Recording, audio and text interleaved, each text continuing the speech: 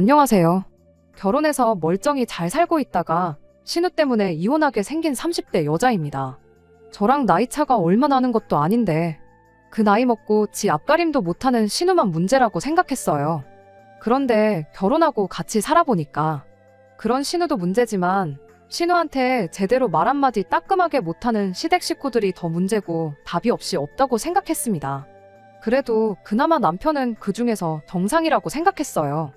그런데 피는 물보다 진하다고 결국 중요할 때 가서는 가족들을 우선시하는 게 별 다를 것도 없구나 싶더라고요. 그래서 남편을 가족들 품에 돌려주려고요. 이렇게 제 사연까지 적어보내게 된 건 이혼을 하겠다는 제 생각에 좀 더 확신을 갖고 싶어서예요. 여러분들께서 제 이야기 한번 들어보시고 제가 정말 저만 아는 이기적인 사람인지 아니면 제 생각이 맞는 건지 한번 허심탄회하게 이야기해 주시면 참 감사하겠습니다. 저는 현재 대한민국 사람들이라면 이름만 들어도 알 법한 대기업에서 일을 하고 있습니다. 남편은 7급 공무원으로 일을 하고 있었고요. 연봉만 두고 보자면 재벌이가 훨씬 좋았어요. 처음 연애를 시작할 때는 결혼까지 생각했던 건 아닌데 만나면서 보니 남편이 꽤나 괜찮은 사람이라는 생각이 들기 시작했지요. 나이도 나이다 보니 결혼 생각을 아예 안 한 것도 아니었습니다. 남편도 넌지시 저와 결혼을 하고 싶다는 분위기를 풍겨온 게 한두 번이 아니었고요. 그때 당시 동료 직원들 중에 공무원 배우자를 선호하는 사람들이 몇 있었습니다. 우리가 정년이라고 은퇴할 나이까지 꽉꽉 채워서 일을 할 수나 있겠느냐 하면서 그런 거 생각해보면 공무원 배우자가 정년도 보장되어 있고 잘릴 일도 없고 혜택도 많고 장점이 많다면서요. 결혼 초반에는 대기업 넉넉한 연봉으로 편하게 생활하고 노후에는 공무원 배우자 덕보면서 연금도 타고 그렇게 좋을 수가 없다는 겁니다. 그 말을 들으니 꼭 성별이 남녀 반대라고 해서 제가 공무원 남편을 갖지 말아야 할 이유가 없더라고요. 그때부터 저도 남편과의 결혼을 좀 더 긍정적으로 생각하기 시작했습니다. 그렇게 마음가짐을 바꾸고 난 뒤부터는 누가 먼저라고 할 것도 없이 저희 두 사람 사이에서 결혼 이야기가 오가기 시작했고요. 그런데 막상 본격적으로 결혼 이야기가 진행이 되기 시작하니까 왜 사람들이 결혼은 둘이서만 좋다고 해서 되는 일이 아니라고 하는 건지 조금은 이해가 갔어요. 사실 결혼 준비 시작하자마자부터 좋은 상황은 아니었지요.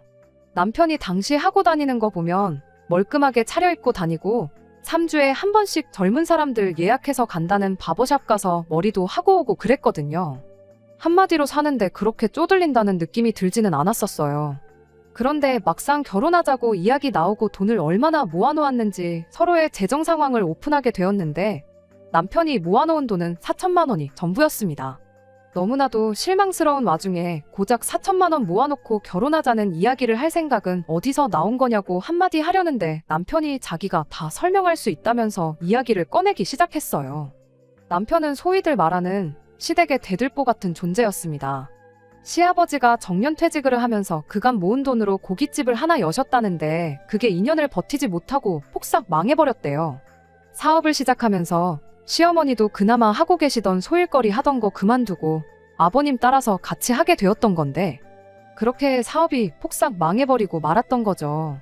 그 와중에 시어머니는 그래도 2년 동안 사장님 소리 들으면서 살았는데 다시 남 밑에 들어가서 꾸준히 일하고 싶지 않다고 고집을 부리기 시작하셨다 하고 시아버지도 그간 회사 생활하면서 관리직 일만 해오셨는데 남 밑에서 굽신거리며 일하기 싫다고 똑같이 고집을 부리셨다 합니다. 그래도 어떻게 친척분 도움으로 동네에 작게 식당 하나를 열게 되었는데 그나마 그걸로 빌린 돈 갚으면서 두 분 입에 풀칠할 만큼은 벌게 되었다고 하네요. 그래도 노후 자금이나 마찬가지인 돈을 몽땅 날려버린 거나 다름이 없는 상황이다 보니 두 분 입장에서는 당장 당신들 벌이로 생활하는 것보다 그 돈을 저금을 해서 혹시나 생길 비상 상황을 대비하는 게 낫겠다는 판단을 했었나 봐요. 그 뒤로부터 신우를 포함한 네 가족이 남편이 벌어오는 얼마 안 되는 공무원 월급으로 살기 시작했다는 겁니다. 그때는 그 사실이 너무나 충격적이어서 어째서 나랑 동갑인 신우까지 남편이 벌어오는 돈으로 먹고 살고 있는 건가 하는 생각도 들지 않았어요. 아무튼 그런 딱한 상황이 이해는 갔지만 그렇다고 해서 그게 충분한 설명이 되는 건 아니었지요. 집안 형편 어려운 거랑 나랑 결혼하는 게 무슨 상관이냐 했더니 남편이 이렇게 자기 돈으로 내 가족이 살아온 게 벌써 몇 년이다 하면서 더는 지긋지긋해서 대들보 노릇을 하고 살고 싶지가 않다는 소리를 하는 겁니다. 그렇다고 그냥 가족들을 내칠 수도 없는 노릇이지 않냐고. 허나 결혼을 해서 가정을 꾸린다면 이야기가 달라지지 않겠냐는 겁니다. 그 말을 들으니 적어도 남편이 아무리 가족들이라지만 자기 미래까지 포기해가면서 도와주고 싶지 않다는 생각을 갖고 있는 게 다행이라고 생각했어요. 결혼하면 집안 대들보 노릇 그만두고 그렇게 되면 자기도 생활이 많이 안정될 테고 돈은 돈대로 금방 모을 수 있지 않겠냐고 계속해서 저를 설득하기 시작했습니다. 가족들은 내 인생에 없는 사람들이다 생각하고 앞으로 우리들, 나아가선 우리 둘 사이에서 태어날 아이들까지 우리 가족들을 위해서 살고 싶다고 하는데 그 말을 들으니 또 그냥 넘어가긴 그렇더라고요. 어차피 저희 친정 상황도 그렇게 넉넉한 편은 아니었어요. 남편처럼 제가 집안에 대들보 노릇을 해야 할 만큼 어려운 상황은 아니었지만 저도 언젠가부터 부모님한테 경제적인 지원을 해드려야 하지 않을까 생각했던 차이기도 했지요. 시부모님이 벌이가 아예 없어서 대들보 노릇하는 남편 없으면 생활이 불가능해지는 상황도 아니었고요. 결혼할 때 하더라도 저희 집에서도 뭐 하나 지원받을 생각 없었는데 똑같이 시댁에서 지원 하나 안 받고 결혼해서 그 후에 양가에 공평하게 똑같이 용돈 겸 해서 50만 원 정도씩 드리면 별 문제도 없겠구나 그런 생각이 들었습니다. 결혼하면서 아예 가족들을 등지고 살 생각으로 저한테 청혼까지 했던 남편은 오히려 결혼도 하고 생활비조로 50만 원씩 양가 부모님께 드리자는 말에 너무 고맙다며 눈물까지 보이더군요. 그렇게 저희는 결국 결혼을 하게 되었습니다. 남편이 그간 모아놓은 돈 4천을 가지고 결혼 비용과 혼수를 해결했고 저는 그동안 제가 직장 생활하면서 모아놓은 돈에 제 앞으로 대출을 받아 신혼집을 해결했어요. 다행스럽게 시부모님과의 관계 또한 나쁘지 않았습니다. 집안의 기둥을 뽑아가는데 좋아할 사람이 어디 있겠냐 걱정이 많았는데 시부모님 또한 그간 남편한테만 기대서 살아온 부분에 대해서 자식인 남편한테 어느 정도 미안한 마음을 가지고 있었어요. 나중 가서 자식한테 손 벌리기 싫어서 일단 노후 자금부터 넉넉히 모아놓아야겠다는 생각에 남편 돈으로 생활했던 거라는 말이 참 아이러니하기는 했지만 그래도 그 때문에 남편이 고생했다는 건 알고 계시던 눈치시더라고요. 거기에 더불어 기둥을 뽑아가고 나서도 매달 기둥값으로 50만 원씩 보낸다고 하니 시부모님이 저를 미워할 이유 같은 건 하나도 없었습니다. 오히려 제가 마음이 바뀌어서 드리기로 했던 50만 원도 그만 드리라고 하진 않을까, 제 눈치를 보시는 건가 싶을 만큼 저를 어려워하는 게 느껴졌어요. 그런데 문제는 신우였지요. 말씀드렸다시피 결혼하는 과정에 있어서 신우에 대해서는 단 한 번도 생각해봤던 적이 없었습니다. 남편이 그간 시댁 기둥 노릇을 하고 살았었다는 사실이 너무 충격적이어서 신우가 왜 그 나이 먹도록 지 오빠가 벌어다주는 돈으로 생활을 했어야 했는지 물어볼 겨를도 없었어요. 나이도 저랑 동갑이었다 보니 당연히 자기 앞가림은 알아서 하고 있겠구나, 신우 또한 벌이의 일부를 집에 보태고 있겠구나 그렇게만 생각하고 별로 신경도 안 쓰고 있었습니다. 그런데 신우가 그 나이 먹도록 아무것도 안 하고 집에서 놀고 먹으며 지 오빠가 벌어오는 돈으로 지 용돈까지 챙기고 있었다는 사실을 결혼을 하고 나서야 알게 되었어요. 결혼하고 시부모님과 신우를 집들이 한다고 저희 집으로 초대를 했을 때 일이었지요. 한참 맛있는 거 먹으면서 분위기가 좋은 와중에 신우가 그 누구의 눈치도 보지 않고 당당하게 남편한테 맡겨놓은 돈 찾아가듯이 대놓고 물어보더라고요. 25일로부터 벌써 열흘이나 지났는데 아직도 자기 용돈을 안 보내줬다고, 자기 이번 달 용돈은 왜 안 주냐면서요. 그동안 톡을 보내도 싶고 전화를 해도 안 받고 그래서 직접 얼굴 보고 이야기해야겠다 싶어서 그날 물어본다고 하는 게 뻔뻔한 걸 떠나서 눈치도 없고 생각도 없는 사람이구나 하는 생각이 들었습니다. 남편도 신우가 제 앞에서 직접 용돈 이야기를 꺼낼 줄은 몰랐는지 엄청 당황한 표정으로 대답을 못하고 있었어요. 그러다가 결국 이제 더 이상 용돈은 못 주니까 너도 알바를 구하던지 직장을 구하던지 해서 필요한 돈은 직접 벌어서 쓰라고 한마디 하더라고요. 그랬더니 신우가 갑자기 미친 사람처럼 말도 없이 돈을 끊어버리면 어떡하냐고 고래고래 소리를 질러대며 난리버거지를 치더라고요. 자기도 생활이 있는데 그런 중요한 결정을 상의 한마디 없이 내리면 어떡하냐면서요. 구경하는 제 입장에서는 이 어이없는 광경이 처음엔 마냥 신기하기만 했어요. 이미 남편이 시댁에 기둥 노릇을 하고 있는 것도 알고 있던 사실이었고 그걸 알고 결혼을 했으니 신우한테까지 생활비를 주고 있었다는 건 몰랐던 사실이었지만 오히려 신우가 저렇게 난리법석을 떠는 게 남편이 결혼 전에 나랑 약속한 걸 잘 지키고 있구나 싶었죠. 34 나이 먹고 직장도 없이 부모님 돈도 아니고 지 오빠 돈으로 사는 사람도 있다는 게 새삼 신기할 따름이었죠.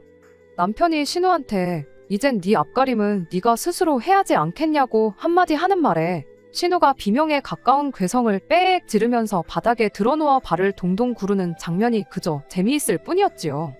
시부모님도 나서서 남편 말에 힘을 실어주셨지요. 네 나이가 몇인데 언제까지 가족들한테 신세만 질 생각이냐며 부끄러운 줄 알라고 한마디 보태면서요. 신우가 저보다 나이가 몇 살이나마 더 어렸더라면 그냥 언니가 동생 도와주는 기분으로 그냥 그 자리에서 돈 10만 원 정도 쥐어줬을 수도 있어요. 그런데 저랑 나이도 똑같은데 그런 오지랖도 부릴 필요 없겠다 싶어서 가만히 있었습니다. 신우도 앞만 졸라봐야 뭐 바뀌는 건 없겠구나 싶었는지 몇 분 정도 혼자 땡깡만 부리다가 그러다 말더라고요. 그러면서 여기 있기 싫다고 먼저 집에 가겠다며 자리에서 일어나는데 나가면서 제가 아주 미워 죽겠다는 표정을 하고 저를 노려보면서 나가더라고요. 그 표정이 마치 너 때문에 내 돈줄이 끊겼다 하는 원망 가득한 표정처럼 느껴졌어요. 아무튼 상황이 어이없긴 했지만 결과적으로는 저희가 원하는 대로 문제가 해결되어 별일 없겠구나 싶었고 하나의 해프닝 정도로 넘어가겠거니 생각했습니다. 그런데 그건 저희 크나큰 오산이었어요. 신우와의 첫 단추가 어긋난 만큼 신우가 저희랑 왕래를 하면서 지내는 일은 없었습니다. 그렇다고 저희 또한 억지로 신우랑 잘 지내보겠다고 노력할 필요가 없었기에 그냥 모르는 척 지냈지요. 그런데 그나마 신경이라도 썼어야 했나 싶을 만큼 큰 사건이 터져버리고 말았어요. 하루는 시부모님이 어떡하냐면서 신우까지 데리고 저희 집에 찾아온 적이 있었습니다. 생활비 끊는다고 통보한 그날 온갖까지 행패를 부리며 난리법석을 떨던 모습과는 다르게 신우는 저희 집에 들어오자마자 혼자 구석에 조용히 찌그러져 앉아서는 고개만 숙인 채 아무 말도 못하고 있었어요. 자초지종을 듣지도 않았는데도 신우 때문에 무슨 큰일이 나도 났구나 싶은 생각이 대번에 들었어요. 아니나 다를까 시부모님이 상황 설명을 해주는데 정말 무슨 대답을 해줘야 할지 생각도 안 날 만큼 어이가 없는 일이었습니다. 그간 신우가 당장 쓸 돈이 없으니까 대출을 받아서 자기 생활비를 충당했다는 거예요. 그런데 직장도 보증서 줄 사람도 없는 신우가 무슨 방법으로 돈을 빌렸겠나요? 인터넷 보니까 묻지도 따지지도 않고 돈부터 빌려준다는 데가 있어서 거기서 돈을 빌렸다는 겁니다. 그게 그 뉴스로만 접했던 불법 대출이었던 건 신우도 나중 가서 알게 되었다고 하고요. 처음에는 그쪽에서도 신우에 대한 신용이 없으니까 소액만 빌려주겠다고 했답니다. 그렇게 신우가 50만 원을 처음 빌렸고 하루에 10,000원씩 갚아나가는 걸로 이야기가 되었다고 해요. 신우 입장에서는 하루 10,000원이면 못 갚을 것도 없다 생각했고 일단 급한 생활비부터 마련하고 물류센터 같은 데서 일당 주는 일 몇 번 나갔다 오면 되겠구나 하는 생각이었답니다. 실제로 신우는 그 돈으로 한 달을 버티면서 4일 정도 일을 다녀왔다고 해요. 그렇게 한 40만 원쯤 갚았을까 그쪽에서 신우한테 따로 연락을 해왔다고 합니다. 이렇게 매일매일 하루도 안 밀리고 성실하게 돈 갚는 사람은 신우가 처음이라며 신용이 생긴 만큼 추가 대출을 해줄 수 있다고요. 액수는 300만 원 정도고 똑같이 하루에 10,000원씩만 갚으면 된다고 했답니다. 그때쯤 신우 친구들이 해외여행을 다녀온 해 만에 이야기가 나오던 때였는데 그거 같이 다녀오고 싶어서 신우가 앞뒤 생각 안 하고 추가로 돈을 또 빌렸다고 하더라고요. 시부모님은 그래도 신우가 이따금씩 일용직이라도 일을 나가서 돈을 벌어오는 걸 보고 불법 대출에 손을 댔다고는 상상도 못하고 오히려 인생 처음으로 자기 앞가림을 하고 있는 신우가 대견스럽기까지 했다네요. 아무튼 그렇게 신우는 해외여행까지 다녀오게 되었는데 문제는 그 불법 대출을 하는 사람들이 신우한테 하루에 10,000원씩 받자고 돈을 빌려줬던 게 아니었다는 데 있었지요. 그쪽에서 지난달부터 신우한테 독촉 전화를 해대기 시작했다는 겁니다. 신우가 매일같이 갚고 있는데 뭐가 문제냐고 따졌는데 그쪽에서 그건 우리가 돈을 빌려준 대여료지 원금이랑 이자는 포함되지도 않은 돈이라는 말도 안 되는 소리를 했다는 거예요. 하루에 10,000원씩 갚아나가는 어떻게 보면 급전이 필요했던 신우한테 몹시 합리적인 것처럼 보였던 상환 방법이 실은 이자랑 원금하고는 전혀 상관없이 그냥 매일같이 버리는 돈이었다는 거죠. 신우 딴에는 50만 원 처음 빌렸을 때 그렇게 하루에 10,000원씩 갚아서 50일이면 끝나는 거라 생각했는데 그게 아니었던 거예요. 그런데 그 돈을 다 갚기도 전에 300만 원을 추가로 또 빌리기까지 했으니 그렇게 신우도 모르는 사이에 매일같이 말도 안 되는 비율로 이자가 불어나 신우가 갚아야 할 돈이 반년 사이에 2천만 원에 달하게 되었던 겁니다. 그쪽에서는 이제 하루에 10,000원씩 받아가지고는 안 되겠다며 신우한테 빨랑 내 돈 갚으라고 독촉을 하기 시작했다는 거예요. 신우가 어떻게든 자기 선에서 해결해보려고 그 뒤로부터는 일용직도 매일 나가기 시작했지만 하루에 10만 원 조금 넘게 벌어서 그 돈을 갚아도 오히려 갚을 돈이 하루가 다르게 늘어나기만 하는 상황이 돼버렸던 거고요. 결국 혼자 힘으로는 해결이 불가능하겠다고 판단한 신우가 시부모님한테 도와달라고 이야기를 했는데 그때는 이미 신우가 혼자 힘으로 500만 원을 갚았음에도 불구하고 갚아야 할 돈이 2,500만 원으로 더 늘어버린 상황이었어요. 시부모님도 당신들 선에서 어떻게 해결이 안 되겠으니 저희한테 도와달라고 찾아오셨던 거였죠. 남편도 저도 그런 말도 안 되는 대출이 어디 있냐고 딱 봐도 불법인데 안 갚으면 그만이라고. 보아하니 여태 갚은 돈이 빌린 돈보다 훨씬 많은데 적당히 안 갚고 버티다 보면 거기서도 알아서 떨어져 나갈 거라고 걱정 말라고 한마디 했어요. 시부모님이 저희 말을 듣고 그러냐고 하시며 안도의 한숨을 내쉬는데 구석에서 바닥만 쳐다보고 있던 신우가 절대로 그래선 안 될 일이라며 눈물 콧물을 짜기 시작하더니 대신 그 돈 좀 갚아달라고 저희들 바짓가랑이라도 붙잡을 기세로 싹싹 빌기 시작하는 겁니다. 나라법이 그런데 지들이 무슨 수가 있겠냐고 그냥 가만히 있으면 된다고 신우를 달래줬는데 신우가 지금 그게 그렇게 쉽게 넘어갈 상황이 아니라며 또 시부모님한테도 말 못한 이야기를 그제서야 꺼내더군요. 사실 맨 처음 50만 원을 빌릴 때 그쪽에서 신우한테 우리가 당신 뭘 믿고 돈을 빌려주겠냐고 그냥은 못 빌려주겠네 어쩌네 하면서 그쪽에서 지들이 신우를 믿게 만들 무언가를 달라고 요구를 했다네요. 신우는 처음에 보증인 세우는 느낌으로 시부모님 가게랑 저희들 일터를 알려줬다나 봐요. 그런데 그쪽에서 이런 게 필요해서 물어본 게 아니라며 신우한테 사진 몇 장을 요구했다고 해요. 그냥 셀카 몇 장이면 이렇게 말도 안 하죠. 신우의 얼굴이 찍힌 신분증 사진부터 시작해서 차마 여기에는 말하기도 부끄러울 만큼 말도 안 되는 사진들 몇 장을 말입니다. 돈만 갚으면 바로 지워줄 사진들이니 걱정 말라고 하면서요. 신우는 반신반의하다가 그래도 돈이 필요하고 지워준다고 하니까 그 사진을 아무 의심도 없이 찍어보냈다는 거예요. 그러니까 한마디로 신우는 그쪽에 엄청난 약점을 잡힌 거나 마찬가지였던 겁니다. 신우도 신우 나름대로 돈을 안 갚고 어떻게 잘 넘어갈 방법을 모색했나 본데 불법 대출은 안 갚아도 그만이라는 이야기를 꺼내자마자 그쪽에서 남이 돈 빌려 쓰는 게 쉬운 일인 줄 아냐며 돈 똑바로 안 갚으면 가지고 있는 신우의 사진들을 다 풀어버리겠다고 강하게 나왔다는 거예요. 거기에 시부모님 가게를 찾아가서 쑥대밭을 만들어 놓겠다고 하질 않나. 시부모님 가게 앞에 사람들 풀어서 오는 손님들마다 이 집 딸 자식이라고 사진을 뿌리겠다. 아주 난리도 아니었다는 거죠. 신우가 불법 사채꾼으로 경찰에 신고하겠다고 했다는데 그쪽에서는 신고할 테면 한번 해보라고.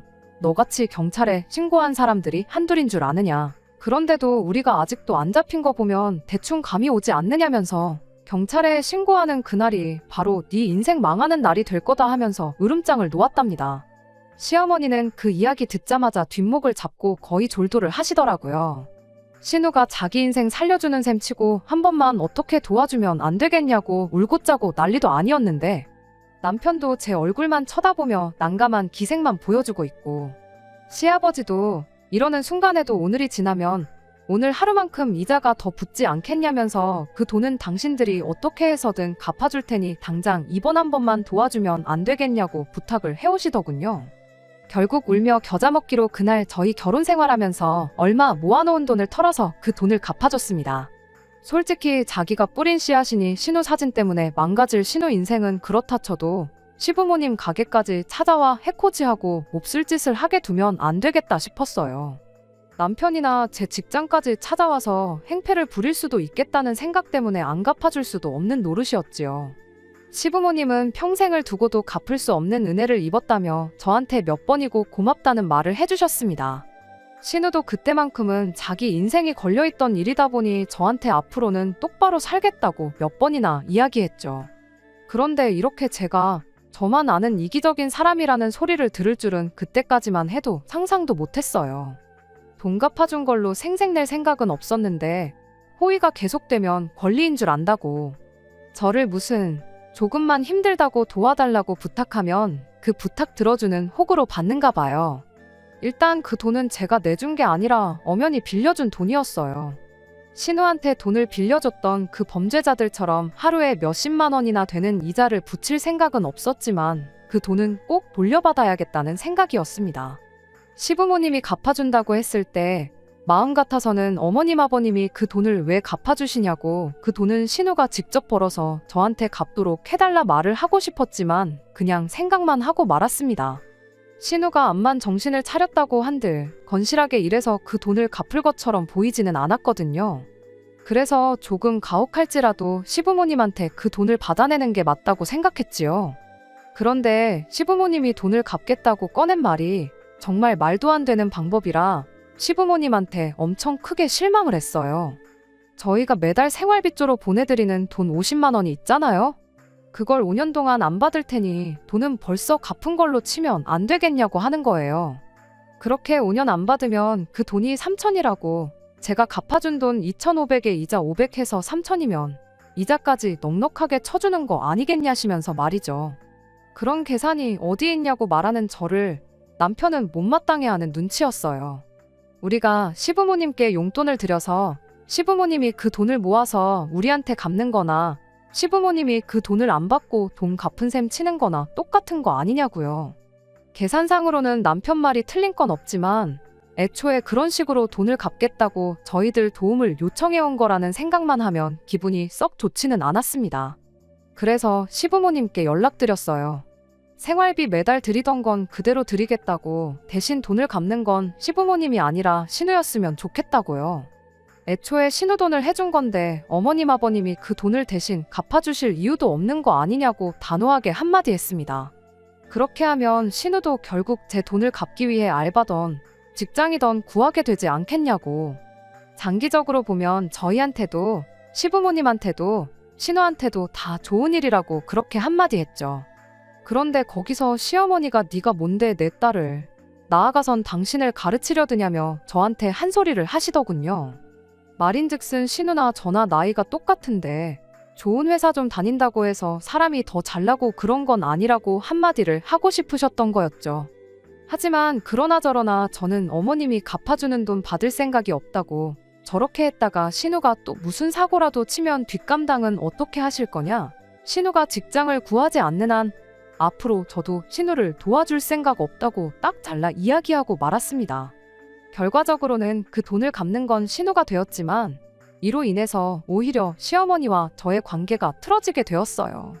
신우야 돈 갚아주는 순간에만 저한테 고맙다고 했지 그 이후로 저희 집에 요구르트 한 줄 사오는 법 없이 지 인생을 살고 있었거든요. 그런데 뭐 제가 취직하란다고 해서 신우 직장이 단번에 구해질 일은 없었지요. 그간 불법 대출 갚는다고 나갔던 것도 일용직이지 정규직은 아니었으니까요.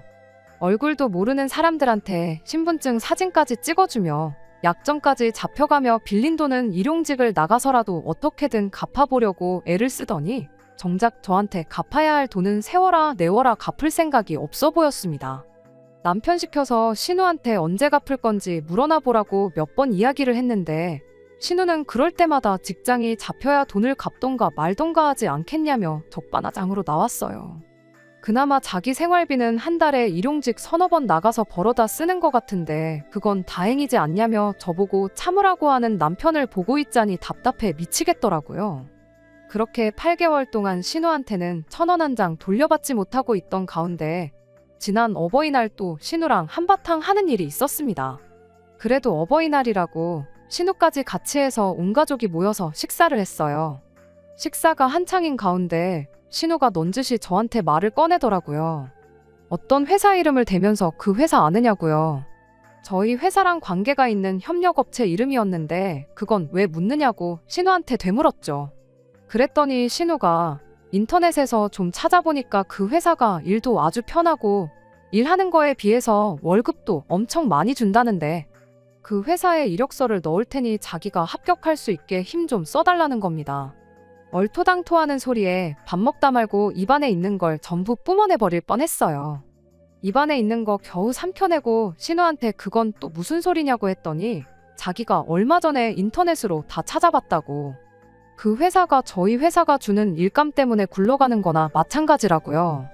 말인즉슨 저희 회사가 원청이나 다름없으니 제가 입김 좀 넣어주면 그 회사에서 자기를 채용하지 않겠냐는 말도 안 되는 소리를 하고 있는 겁니다. 그게 가당키나 한 소리냐고. 설마 진심으로 그게 그렇게 될 줄 알고 나한테 물어보는 거냐 따졌더니 신우가 저한테 대기업 다닌다고 기대했더니 별것도 없네 하면서 저를 무시하는 듯한 발언을 하는 겁니다. 그 와중에 시어머니가 신우 말에 한마디 보태더군요. 그래도 해보지도 않고 당장에 안 된다고 하는 건 조금 성의가 없지 않냐면서요. 그리고 혹시 아냐고 그렇게 해서 신우가 그 회사에 취직만 한다면 네 돈 갚아주는 것도 시간 문제 아니겠냐고 한마디 하는데 저게 진심으로 하는 소리인가 아니면 빈정거리는 건가 구분도 가지 않았어요. 그건 말도 안 되는 소리라고 당장 제가 아니라 우리 회사 사장님이 아니 그룹 회장님이 부탁해도 그 회사에 신우가 취직되는 일은 없을 거라고 한마디 딱 잘라 말했죠. 신우가 관련 업계에서 경력이 있고 능력을 인정받고 있는 에이스일지라도 직접 스카웃 제안을 받으면 받았지. 요즘 세상에 그런 식으로 청탁받았다가 걸리면 회사 운영에 문제가 생길 만큼 큰일인 거 모르시냐고 그런 식으로 꼼수 부리고 나한테 말도 안 되는 부탁할 시간 있으면 그 시간에 이력서에 맞춤법이나 똑바로 확인하라고 한마디 해주고 말았죠. 그랬더니 그날 남편이 가족들 앞에서 뭐 말을 그렇게까지 할 수가 있냐고. 결국에 가서는 지 가족들 편을 들기 시작하는 겁니다. 그래서 남편한테 한마디 해줬어요. 나한테 그러지 말고 당신이야말로 공무원 연줄로 신우 취직 자리나 어떻게 알아보라고요. 그랬더니 그래도 자기가 공직에 있는 사람인데 괜히 그랬다가 걸리면 골치 아프다며 한 발 빼는 걸 보니 어이가 다 없었습니다. 나라고 뭐 얼마나 철밥통이라서 일개 직원이 협력업체에 전화해서 인사청탁을 하고 회사 운영에 관여할 수 있겠냐고요. 신우 문제 때문에 시부모님은 물론이고 남편과도 다툼이 생기게 되니 이게 다 무슨 일인가 싶었어요. 그래도 제가 신우한테 따로 빚독촉을 했던 것도 아니고 결과적으로는 신우가 직장을 구하기만 한다면 모든 게 원상복귀되고 지금은 제가 냉정해 보일지라도 나중에 가선 시부모님 또한 저한테 고맙다고 할 날이 찾아오리라 그렇게 믿고 있었습니다. 그런데 얼마 전 일로 결국 저는 이 집구석과는 더는 함께 할 수 없겠다는 생각을 갖게 되었고 그렇게 이혼까지 결심하게 되는 일이 생겼습니다. 얼마 전 시부모님이 또 한 번 신우를 데리고 저희 집에 찾아왔어요. 지난번 일로 시부모님이 신우까지 대동해서 저희 집에 찾아오기만 하면 좋은 일이 없다는 걸 알았기 때문에 그날 다른 것보다 오늘은 또 무슨 일로 사람 속을 뒤집어 놓을까 싶어 심란하기만 했습니다. 아니나 다를까 시부모님이 신우가 드디어 자립할 결심을 한 것 같다며 창업자금 7천만 원이 필요하니 그 돈을 좀 융통해달라고 말을 꺼내더라고요. 저는 말을 끝까지 들을 것도 없이 싫다고 거절을 했어요. 저희가 뭐 도깨비방망이도 아니고 금 나와라 뚝딱 한다고 금이 나오는 게 아니라고. 맡긴 돈 찾아가듯이 대뜸 돈을 해달란다고 해서 저희가 해줘야 할 이유가 없는 것 같다고 그렇게 말했죠. 그랬더니 시어머니가 무슨 사업을 할 건지 들어보지도 않고 대번에 거절을 할 수가 있냐며 서운하다는 겁니다. 창업자금이 7천만 원이라고 하니 뭐 소자본 창업 체인점 같은 거 하겠거니 싶었는데 아니나 다를까 목 좋은 곳 찾아서 무인 아이스크림 가게를 하나 열 생각이라고 하네요. 무인이라고 해서 물론 일을 아예 안 하는 건 아니겠지만 끝까지 지가 직접 일해서 돈 벌 생각은 안 하는 신우도 참 대단하다 싶었죠. 그리고 그걸 해주겠다고 아들내외 찾아와서 돈 좀 해달라는 시부모님도 참 대단하다 싶었고요. 저는 당연히 그 돈을 빌려줄 생각은 없다고 딱 잘라 거절을 했습니다. 그랬더니 또 신우가 한마디 하더군요. 대기업 다니면서 돈 좀 번다고 유세 부리지 말라고요. 7천만 원이 뭐 얼마나 큰 돈이라고 생색을 내느냐며 한 소리 하길래 신우한테 7천만 원이 그렇게 우스우면 나한테 빌려달라고 하지 말고 직접 벌어서 모아가지고 가게 차리면 되는 거 아니냐고 한마디 했죠. 그리고 아직 나한테 2,500만 원 빚이 있는 거 기억 안 나냐고 그 우습다는 돈의 절반도 안 되는 돈인데 여지껏 1,000원 한 장 나한테 갚은 거 없지 않냐고도 한마디 해줬네요. 신우랑 제 분위기가 심상치 않아지자 시어머니가 제 눈치를 보면서 신우를 뜯어말리더니 그래도 상황이 이런데 또 한 번 돈 좀 빌려줄 수 없느냐고. 이야기 들어보니 그렇게 가게 차리면 달에 100만 원은 들어온다더라고. 실은 그 돈은 고스란히 저한테 주고 신우는 신우대로 또 직장을 구하게 할 생각이랍니다.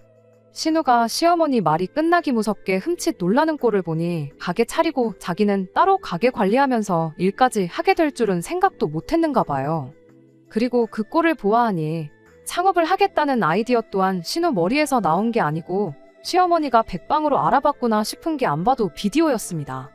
무인점포 차려서 편하게 돈 벌어서 살 생각이었나 본데 실상은 그게 아닌 것 같으니 신우도 가게 차리는 일에 흥미가 떨어졌는지 아니면 알량한 자존심 때문에 그런 건지는 모르지만 저한테 네 생색내는 꼴이 보기 싫어서라도 그 돈 너한테 안 빌린다 한마디 하고는 시부모님 데리고 자리에서 일어나더군요. 현관문 열고 집을 나서는 신우 뒤통수에다 대고 한마디 해줬어요. 그래도 또 불법 사채는 쓰지 말라고요. 지난번에는 상황이 그래서 도와줬지만 두 번은 없다고 그때 가선 진짜로 인생 종칠지도 모르니까 부디 조심하고 돈 빌리기 전에 생각 한번 더 해보라고 한마디 해줬죠. 신우가 잠깐 뒤를 돌아보더니 당장에라도 덤벼들 듯한 기세로 저를 쳐다봤지만 그래도 혹시나 제 도움이 필요할 일이 있을 수도 있겠구나 싶었는지 이내 몸을 휙 돌리고 집을 나가버렸어요. 그리고 그 난리통이 끝나고 나서 남편과 이혼을 결심하게 되었습니다. 남편이 저보고 너는 왜 그렇게 너만 아냐고 어머니 말 못 들었냐고 신우 앞으로 가게 차려주고 직장은 따로 구하게 만들어서 네 돈부터 빨리 갚겠다고 하지 않으셨냐. 신우가 직장 구해서 한 달에 무인점포로 버는 돈 말고 일해서 번 돈까지 같이 해서 갚게 된다면 늦어도 3년이면 그 돈 다 갚게 되지 않겠냐고 그러더니 저보고 신우가 싫어서 그냥 회방 놓는 거 아니냐고 저한테 한 소리 하는 거 아니겠어요? 그래서 남편한테 말했죠. 당신은 평생을 신우를 알고 지냈으면서 동생을 그렇게 모르냐고요. 친구들하고 해외여행 가겠다고 불법 사채 끌어다 쓰는 신우가 잘도 직장 구해서 퍽이나 돈 한 푼 안 쓰고 내 돈부터 갚겠다고 한마디 했죠. 그랬더니 아무리 그래도 내 가족인데 어떻게 말을 그렇게 할 수가 있냐며 노발대발 하는 겁니다. 남편한테 당신 나랑 결혼할 때 가족들 기둥 노릇하는 거 지긋지긋하다고 연 끊고 평생 안 보고 살겠다고까지 하지 않았던 사람 아니냐고. 그런데 이제 와서 내 돈까지 가족들한테 퍼주려고만 하는 게 도무지 이해가 안 된다고 그렇게 말했어요. 그러자 남편이 가족들하고 연 안 끊고 지내게 만든 건 다른 사람이 아니라 너 아니냐며 이게 다 제가 자초한 일이지 않냐고 제 탓을 하기 시작하는 겁니다. 그렇게 남편하고 대판 싸우고 저 혼자서 이 결혼 생활을 유지해야 하는 건가 말아야 하는 건가 고민하다가 결국 이렇게 사연까지 보내게 되었던 거예요. 이런 상황에 이혼을 생각하고 있는 제가 정말 이기적인 건가요? 저는 이렇게 혼자 마음고생하느니 차라리 이혼하고 맘 편하게 혼자 사는 게 훨씬 낫겠다는 생각뿐이에요. 남편 말처럼 이 상황을 제가 만든 거나 마찬가지니 제가 책임져야 하는 건지 정말 고민이 됩니다. 어떤 의견이든 달게 받을 테니 제가 어떻게 하면 좋을지 허심탄회하게 이야기해 주시면 참 감사하겠습니다. 안녕하세요. 결론부터 말하자면 남편과는 결국 이혼을 했습니다. 남의 집 기둥은 뽑아오는 게 아니라는데 기둥값이라고 50만 원씩 주면 끝날 일이라고 생각했던 제 잘못이지요. 아무튼 남편한테는 생각이 정리되자마자 이혼하자고 이야기 꺼냈어요. 더 이상 내 돈으로 신우한테 뭐 해줄 생각도 없는데 당신은 그런 내가 너무하다고만 하니 가족들한테 뽑아온 기둥부터 돌려줘야겠다고 했죠. 그랬더니 대번에 힘들어하는 가족을 도와주기 싫어서 이혼하자고 하는 냉혈하는 세상에 너밖에 없을 거라면서 악다구니를 쓰더라고요. 이게 내 동생, 내 가족이 아니라 너네 가족한테 일어난 일이면 똑같이 그럴 거냐고 역지사지로 생각 한번 해보라고 저를 가르치려 드는 거 아니겠어요? 그래서 남편한테 이렇게 말했어요.